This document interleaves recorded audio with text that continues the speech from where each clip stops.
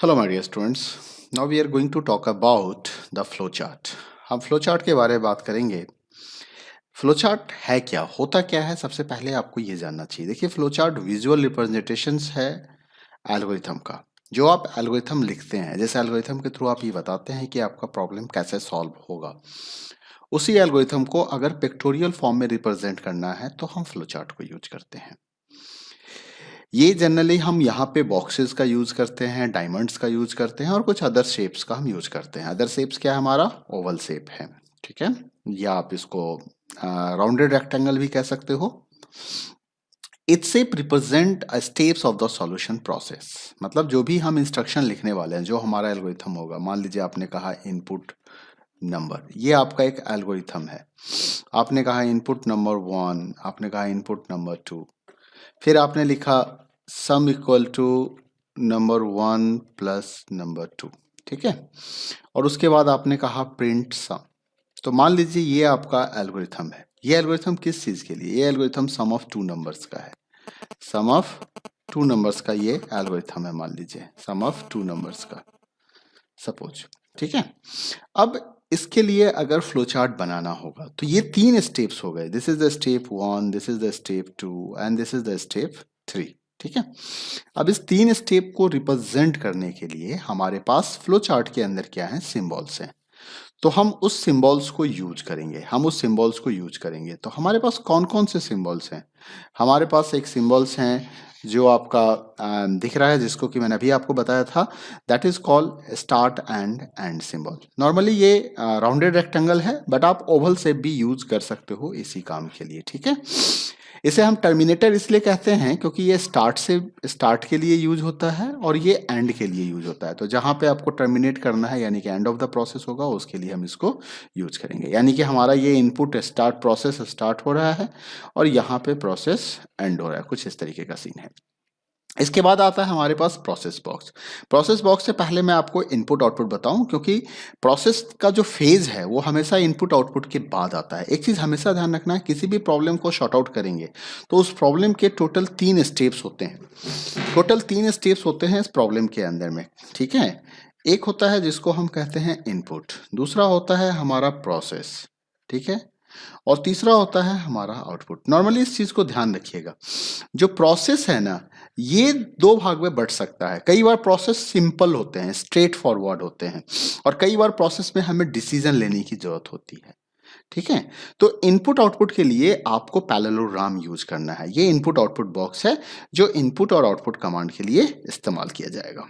इसके बाद आपका आता है प्रोसेस बॉक्स। अगर आपने सिंपल स्टेप लिखने हैं, रेक्टेंगुलर, मतलब कोई स्टेटमेंट्स, आपने सम ऑफ द टू नंबर्स का कोई फॉर्मूला लिख दिया, इक्वेशन लिख दिया, किसी तरह का कोई कैलकुलेशंस कर रहे हो, तो दैट इज कॉल्ड प्रोसेस। वो हमेशा प्रोसेस बॉक्स में आएगा, एंड इसको हम एक्शन सिंबल के नाम से भी जानते हैं। सिंगल स्टेप होता है नॉर्मली ये डायमंड डिसीजन बॉक्स, यानी कि डायमंड शेप। डायमंड शेप्स का मतलब हो गया कि यहाँ पे अगर किसी तरह का कोई क्राइटेरिया है, कोई कंडीशन आपने चेक किया है, कोई सिचुएशंस को हैंडल करना है, तो उस सिचुएशंस को हैंडल करने के लिए हम डिसीजन बॉक्स को यूज करते हैं। डिसीजन बॉक्स के केस में क्या होता है कि इसके केस में यहाँ पे 2 ब्रांचिंग होते हैं। डिसीजन बॉक्स के केस में 2 ब्रांचिंग होते हैं, ठीक है। एक होता है हमारा फॉल्स और एक होता है हमारा ट्रू। अब फॉल्स को आप चाहो तो नो कह दो, ट्रू को चाहो तो आप यस कह दो, ठीक है। इसके 2 ब्रांचिंग होते हैं। तो it's depend upon the condition कि अगर आपका क्राइटेरिया ट्रू होता है तो आप नीचे की ओर जाएंगे, फॉल्स होगा तो आप राइट की ओर जाएंगे या लेफ्ट की ओर, आप किसी भी साइड निकाल सकते हैं। 2 ब्रांचेज आपको निकालने हैं। प्रोसेस बॉक्स के साथ हमेशा ध्यान रखिएगा, एक इनपुट आता है और एक आउटपुट जाता है। स्टार्ट एंड स्टॉप के लिए क्या है, अगर आपने इसको एज ए स्टार्ट यूज किया है तब तो आपको यहां से डाउन जाना होगा, और एज ए स्टॉप किया है तो ऊपर से आपके पास फ्लो आएगा। इनपुट आउटपुट बॉक्स में भी कुछ ऐसा ही है, आप या तो कहीं से आपको फ्लो नीचे की ओर मिलेगा और आप इससे नीचे की ओर पास करोगे, ठीक है। अब ये जो मैं यूज कर रहा हूं हर जगह पे, आपने देखा मैंने एक डायग्राम बनाया, वो क्या है, एरो डायग्राम है। ये एरो डायग्राम है, ये 4 डायरेक्शंस, किसी भी डायरेक्शन में आप यूज कर सकते हो, तो दैट इज कॉल्ड एरो। ये क्या है, एक तरीके से कनेक्टर का काम कर रहा है। ये डिफरेंट बॉक्सेस के बीच में कनेक्शन दिखाता है और इनके बीच के फ्लो को दिखाता है। ये फ्लो दिखाने के काम में आता है, ठीक है। अब अगर मैं बात करूं कि चलो ठीक है, ये सारी बात तो हमारे समझ में आ गई कि भाई इनपुट प्रोसेस होता है, और मैंने एक सिंपल सा प्रोग्राम भी यहाँ पे रख रखा है, सिंपल सा प्रोग्राम है हमारे पास, ठीक है। अब उस सिंपल से प्रोग्राम में अगर मैंने आपको ये कह दिया कि इसका फ्लो चार्ट बना के दिखाओ, सम ऑफ टू नंबर्स का फ्लो चार्ट बनाओ, तो सम ऑफ टू नंबर्स का अगर फ्लो चार्ट आपको बनाना होगा तो आप फ्लो चार्ट कैसे बनाओगे? सबसे पहले आप देखो हमारे पास क्या है, इनपुट। इनपुट हमें 2 नंबर इनपुट करने हैं, है ना। तो अब मैं क्या करूंगा, सबसे पहले मैं स्टार्ट्स का शेप लेता हूं। सबसे पहला काम हमेशा स्टार्ट होता है, तो ये चीज ध्यान रखना है। सबसे पहले आपको स्टार्ट करना है। स्टार्ट आप कैपिटल में भी लिख सकते हैं, स्मॉल में भी लिख सकते हैं। इसके बाद मैंने एक इनपुट बॉक्स ले लिया, ठीक है, और एक ही इनपुट बॉक्स में मुझे 2 नंबर इनपुट कराने हैं, तो मैंने यहाँ पे लिख दिया input number 1 and comma number 2, ठीक है। अब हमारे पास क्या आएगा, प्रोसेस बॉक्स आएगा, क्योंकि मुझे सिंपल प्रोसेस करना है। क्या करना है, सिंपल प्रोसेस करना है। तो मैं यहाँ पे क्या लिख दूंगा, s equal to n1 plus n2, और इसके बाद हमें क्या करना है, आउटपुट बॉक्स की जरूरत होगी। तो मैं यहाँ पे क्या करूंगा, आउटपुट बॉक्स के लिए आउटपुट पैरेललोग्राम बनाऊंगा और यहाँ पे लिख दूंगा प्रिंट s, ठीक है। और अब हमारा प्रोसेस खत्म हो गया, तो मैं यहाँ पे फिर से एक ओवल शेप या राउंडेड रेक्टेंगल बनाऊंगा, ठीक है, और यहाँ पे मैं इसके अंदर क्या लिख दूंगा, स्टॉप। आप कैपिटल में स्टार्ट और स्टॉप को कोशिश कीजिएगा कि आप कैपिटल में ही लिखें, ठीक है, थोड़ा सा अलग से इंडिकेट हो जाता है। तो इस तरीके से देखो आप एक सिंपल फ्लो चार्ट बना सकते हो, ठीक है। अब अगर मान लीजिए कि आपके पास कोई और फ्लो चार्ट हैं, आप देख सकते हैं, जैसे मान लीजिए नीचे आते हैं, एक क्वेश्चंस दिया हुआ है यहाँ पे, ठीक है। अब अगर इस क्वेश्चंस को क्लियरली ध्यान से आप देखिए तो क्या दिया हुआ है यहाँ पे कि write an algorithm to find the square of a number. अब अगर एल्गोरिथम की हम बात करें तो एल्गोरिथम लिखने के लिए हमें यहाँ पे क्या क्या स्टेप्स, क्या क्या चरण करना होगा। तो सबसे पहले हमें स्टेप 1 में क्या होगा, हमारा इनपुट नंबर, हमें एक नंबर इनपुट करना है। फिर हम क्या करेंगे, हमें स्क्वायर कैलकुलेट करेंगे, यानी कि हम प्रोसेस करेंगे नंबर को 2 बार मल्टीप्लाई करके, और उसके बाद हम क्या करेंगे, प्रिंट स्क्वायर कर देंगे। ये हमारा स्टेप हो गया, स्टेप 1। स्टेप के साथ हमेशा ध्यान रखना है कि स्टेप नंबर बताना जरूरी होता है, स्टेप 2 और स्टेप 3 नंबर बताना जरूरी होता है। और अब इसी को अगर फ्लो चार्ट्स के थ्रू दिखाया जाए तो आप क्या करोगे, आपको इस तरीके से एक फ्लो चार्ट्स बनाने हैं, ठीक है। स्टार्ट बॉक्स बना दिया, यहाँ पे मैंने लिख दिया सिंपली स्टार्ट। स्टार्ट के नीचे मैं आता हूं और यहाँ पे मैं क्या करता हूं, एक इनपुट बॉक्स देता हूं, पैरेललोग्राम लेता हूं, ठीक है, ध्यान रखिएगा पैरेललोग्राम हो, ओके, इस चीज़ का ध्यान रखना है। और यहाँ पे मैंने कह दिया इनपुट एन, मैं शॉर्ट में एन लिख देता हूँ। अब मुझे एक प्रोसेस बॉक्स की रिक्वायरमेंट है, क्योंकि मैं स्क्वायर ऑफ नंबर कैलकुलेट करूँगा, तो मैंने यहाँ पे एन मल्टीप्लाई एन लगा दिया। और फिर मुझे अब आउटपुट बॉक्स की रिक्वायरमेंट है, क्योंकि मैं प्रिंट करूँगा आउटपुट को, तो यहाँ पे मैंने प्रिंट स्क्वायर लगा दिया। हो गया हमारा प्रोग्राम। और अब मैं क्या करूँगा, इसको स्टॉप कर दूंगा, ठीक है। तो यहाँ पे आके मैंने इसको स्टॉप कर दिया, ओके, गॉट इट। तो इस तरीके से आप यूज कर सकते हो फ्लो चार्ट को, ठीक है। तो ये हो गया हमारा इस क्वेश्चन का सॉल्यूशन। अब अगर मान लीजिए कि आपको एक क्वेश्चन दे दिया गया कि चेक कीजिए कि जो नंबर आपने दिया है वो 2 से डिविजिबल है या नहीं है, 5 से डिविजिबल है या नहीं है, या इवन नंबर है या नहीं है, लीप ईयर है कि नहीं। मान लीजिए आपको लीप ईयर का एक क्वेश्चन दे दिया गया कि आपको लीप ईयर का क्वेश्चंस बनाना है, लीप ईयर चेक करना है, ठीक है, और आपको मैसेज दिखाना है कि अगर लीप ईयर है तो लीप ईयर का मैसेज दिखाओ, और अगर लीप ईयर नहीं है तो नॉट ऑल लीप ईयर का मैसेज दिखाओ। मान लीजिए ये क्वेश्चंस करना है, तो सबसे पहला क्या काम होगा, हमें सबसे पहला काम होगा कि हमें क्या लिखना होगा, एल्गोरिथम लिखना होगा। मान लीजिए तो आपने एल्गोरिथम लिखा, लीप ईयर के लिए आपको एल्गोरिथम लिखना होगा। तो सबसे पहला आपका स्टेप 1 होगा इनपुट ईयर, ठीक है, इनपुट ईयर। दूसरा स्टेप्स क्या होगा कि अब आप उसको चेक कीजिएगा, उसको क्या कीजिएगा, चेक कीजिएगा, है ना। तो कैसे चेक कीजिएगा, तो चेक कीजिएगा if year divisible by 4, then next step क्या हो गया हमारा, प्रिंट लीप ईयर, ठीक है। और उसके बाद हम क्या लिखेंगे, अदरवाइज, क्या लिखेंगे, अदरवाइज, और फिर क्या लिखेंगे, प्रिंट, यहां पे आप स्टेप नहीं भी दे सकते हैं, print not leap year, not leap year, आपको ये प्रिंट करना होगा, ठीक है।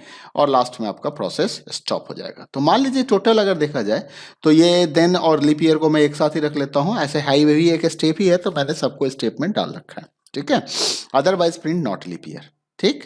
तो अब इसका फ्लो चार्ट बनाना है, तो फ्लो चार्ट कैसे बनाएंगे, तो देखिए अब यहां पे हमने क्या किया है, इफ कंडीशंस को यूज किया है।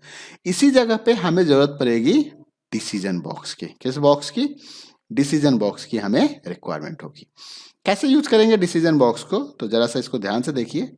मान लीजिए मैंने एक ओवल शेप बनाया सबसे पहले और यहाँ क्या लिख दिया, स्टार्ट, ठीक है। इसके नीचे आते हैं, एक इनपुट बॉक्स बना देते हैं और इनपुट बॉक्स में मैं यहाँ पे ईयर इनपुट करवा लेता हूँ, इनपुट ईयर, ठीक है। अब हमें यहाँ से डिसीजन लेना है, तो मैंने क्या किया, एक डिसीजन बॉक्स लिया, ठीक है। एक डिसीजन बॉक्स यानी कि डायमंड से बनाया और इसके अंदर में आके मैंने क्या लिख दिया, यहाँ पे आके मैंने लिख दिया कि मैंने लिखा यहाँ पे इफ ईयर, है ना, ये मॉड का सिंबल है, divisible by 4 is equal to 0। मतलब ईयर को 4 से डिवाइड किए तो रिमाइंडर क्या मिला, 0 मिला। आपने कहा यस, आपने कहा यस, या आपने कहा ट्रू। तो ट्रू होते ही क्या करूंगा मैं आउटपुट बॉक्स में बनाऊंगा और यहां पे लिख दूंगा प्रिंट लीप ईयर। हो गया, लीप ईयर प्रिंट हो गया।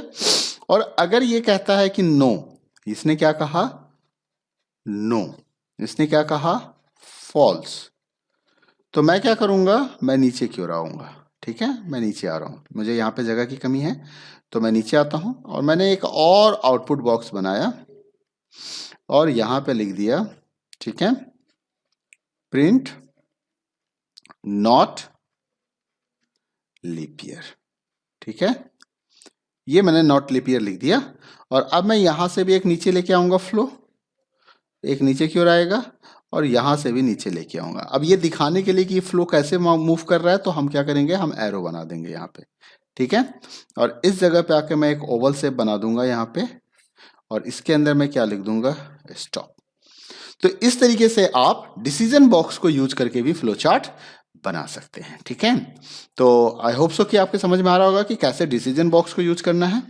अब जैसे देखिए यहाँ पे ये तो सिंपल स्क्वायर का हो गया। अब देखिए ये इसने एक छोटा सा प्रोग्राम बनाया है कि डिसीजन बॉक्स को कैसे यूज करना है उसके लिए। तो इन्होंने क्या किया है, डिसीजन बॉक्स को कैसे यूज करना है इसके लिए मैं जरा क्लियर कर देता हूँ। देखिए तो इन्होंने स्टार्ट लिया यहाँ पे और एक कोई सिचुएशन है कि मान लीजिए आपको चेक करना है कि कोई non functioning bulb, light bulb के लिए फ्लो चार्ट बनाना है। तो आके आपने बल्ब का स्विच ऑन किया, पहले चेक किया कि क्या बल्ब का स्विच ऑन है ना। आपने कहा कि नहीं है तो स्विच ऑन कर दीजिए। स्विच ऑन करने के बाद नहीं है तो आपने कहा स्विच ऑन कर दीजिए। तो आप देखिए इधर की ओर आ गए, इधर की ओर आ गए। स्विच ऑन करने के बाद चेक कीजिए कि बल्ब ऑन हुआ क्या। आपने कहा नहीं, नहीं ऑन हुआ। आपने कहा नहीं ऑन हुआ तो आप कहाँ पे आ गए, यहाँ आ गए। अब देखिए ये कौन सा लाइन है, ये लाइन वही है जहां पे आपने चेक किया था कि स्विच तो ऑन है। इसने कहा कि स्विच नहीं ऑन है तो आपने स्विच ऑन किया। स्विच ऑन करने के बाद भी आपका बल्ब नहीं जल रहा है तो आप यहाँ आ गए। ये कहा स्विच ऑन है, इसका मतलब कि बल्ब नहीं जल रहा है, स्विच ऑन करने के बाद भी बल्ब नहीं जल रहा है। तब आप आके यहाँ पे आके एक नया डिसीजन चेक करते हैं। क्या डिसीजन चेक करते हैं, अच्छा यहाँ पे देखिए कि अगर बल्ब ऑन हो गया, यहाँ पे यस पे आ गए तो कोई बात नहीं, हम नीचे आके क्या हो गए, स्टॉप हो गया। नो हो गया तो आप यहाँ आए। यहाँ आने के बाद आपने फिर से क्या चेक किया कि बल्ब जल तो नहीं गया है। आपने कहा यस जल गया है तो कोई बात नहीं, नया बल्ब लगा देते हैं, प्रोसेस को स्टॉप करते हैं। आपने कहा नहीं बल्ब भी नहीं जली है, बल्ब भी ठीक है, स्विच भी ऑन है, बल्ब भी ठीक है, इसका मतलब कहीं ना कहीं वायर का प्रॉब्लम है।